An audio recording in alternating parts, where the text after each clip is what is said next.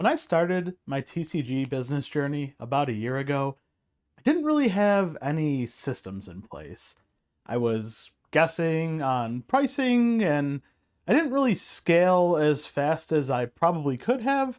And, I kind of want to talk about today what I learned over the past year and what mistakes I made and maybe help you potentially avoid those mistakes. But what's up? My name is Jay Show. I run Jay Show's Pocket Shop, and last year in March, I decided to start my TCG business journey.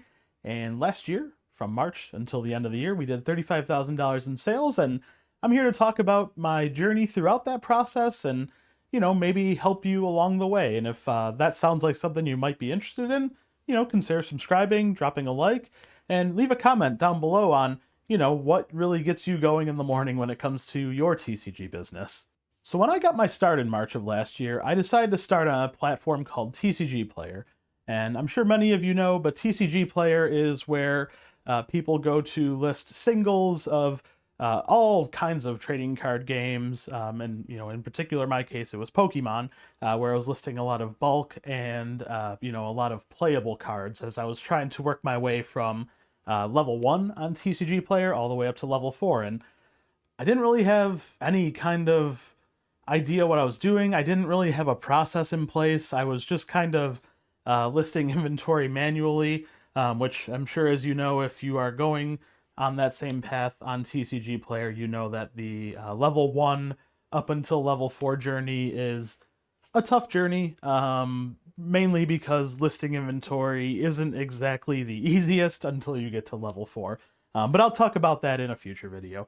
But what I learned when I started off was that I needed to find cards that were competitive. I was just listing inventory randomly, and you want to work your way up in sales to get to level 4 on TCG Player, because that's when you can really take the next step, so to say, as far as your business goes. I was looking and I was just kind of listing any random bulk I had, and that's when I realized that a lot of the stuff that moves on TCG Player as far as Pokemon bulk goes is a lot of the competitive cards. It was at that time where I kind of shifted my focus on only listing those competitive cards, because those were the cards that were moving at volume on the daily, and those were the cards that, I was getting the orders faster, so that way I could ramp my business up to level 4, and that's when I could really start improving my inventory listing process. Overall, I found that listing a bunch of batches of cards that are smaller versus listing one very big batch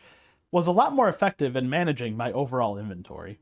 Another lesson I learned this last year was sourcing discipline. And what I mean by that is not chasing the hype of brand new sets. It's really easy to get caught in the hype and the glitz and the glamour of a brand new set. And that's always going to be when singles are typically at their absolute highest. I found that in my time vending, when I was doing shows on the weekend, that whenever a new set would come out, there would be a lot of people that would typically try to sell those cards the same weekend they come out.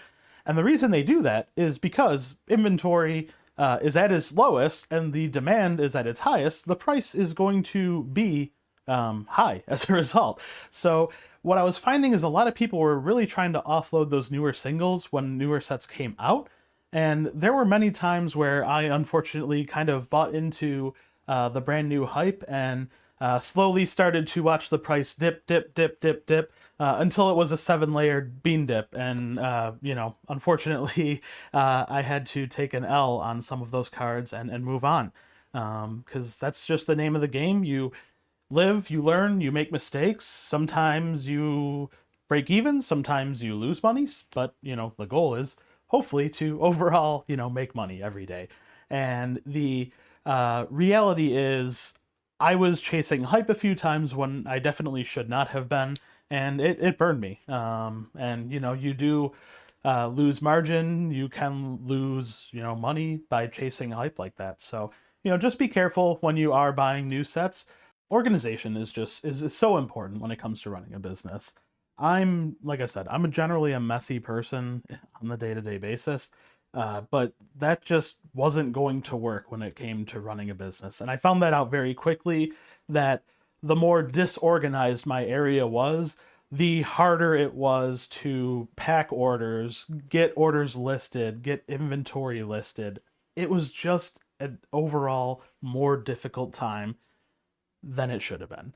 And it's really easy to just get organized and just have a spot in your area where you do listing, a spot in your space where you package your orders, a spot in your space where you have all of your supplies for shipping.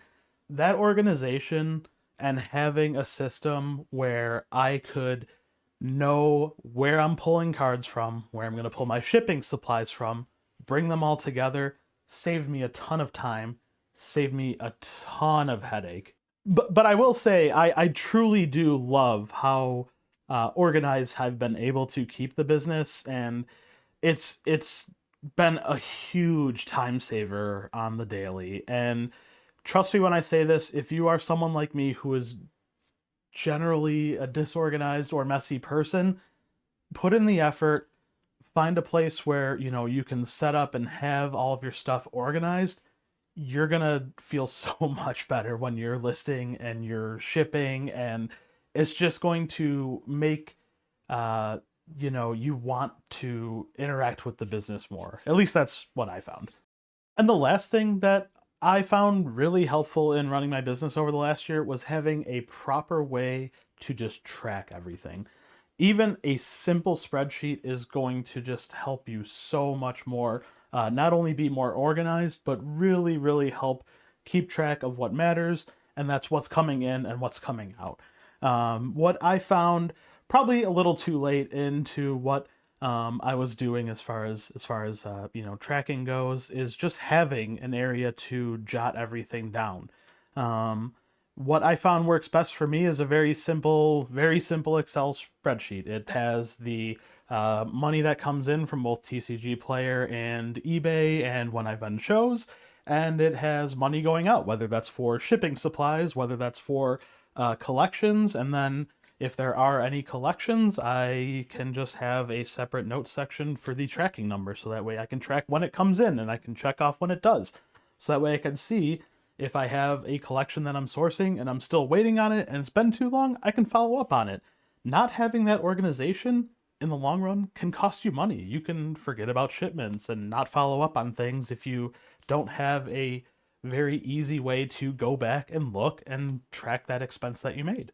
So I think having a spreadsheet or something, even just a journal, if you're more of a handwriting type person, just showing what's coming in, what's coming out, whether it's collections or money or cards, just having that all in one spot where you're organized really helps not only keep you organized, but kind of helps you, really see where the business is going, which is kind of a cool thing to see. So what I'll say in closing is if you're building this business, treat it like a business from day one.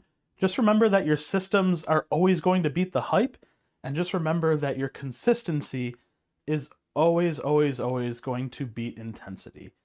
And with that being said, thanks for watching, and I'll see you in the next one. Why didn't you guys tell me that Turtle Pope fell down yesterday? I think he should be good now.